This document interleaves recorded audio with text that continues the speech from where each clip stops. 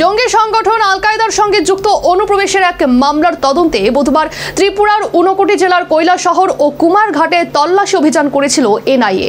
সঙ্গে একই মামলার তদন্তে এনআইএ ত্রিপুরা সহ পশ্চিমবঙ্গ, মেঘালয়, হরিয়ানা ও গুজরাটের মোট 10টি স্থানে অভিযান করেছে।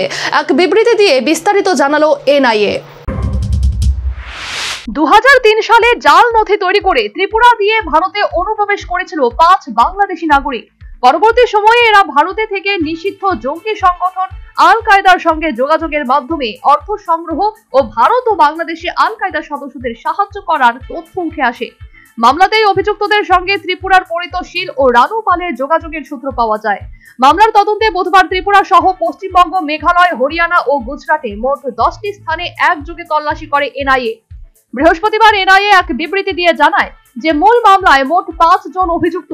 এদের মধ্যে মোহাম্মদ সজিব মিয়ান, মুন্না খালিদ আনসারি ওরফে মুন্না খান, আজরুল ইসলাম ওরফে জাহাঙ্গীর ওরফে আকাশ খান এবং আব্দুল লতিফ ওরফে মমিনুল আনসারি, এই 5 বাংলাদেশি নাগরিককে গ্রেফতার করেছে এনআইএ। মামলা ইতিমধ্যে চার্জশিট জমা করা হয়েছে আদালতে। অভিযুক্তদের বিরুদ্ধে বিচার প্রক্রিয়া চলছে, তবে এনআইএর সন্দেহ এই আন্তর্জাতিক চক্রের সঙ্গে আরো একাধিক ব্যক্তি জড়িত থাকতে পারেন। সেই সন্দেহে অন্যান্য সূত্র ধরে বুধবার দেশের 10টি স্থানে একযোগে এই অভিযান করে এনআইএ। ত্রিপুরার পরিতোষীল ও রানু পালের বিরুদ্ধে এই মামলায় যোগসূত্র খুঁজে পাওয়া গেলেও এরা মামলায় সরাসরি অভিযুক্ত নন। বুধবারের অভিযানের পর এদের কাউকে গ্রেফতার করা হয়নি। দেশের বাকি 8টি স্থানে অভিযানেও কাউকে গ্রেফতার করেনি এনআইএ।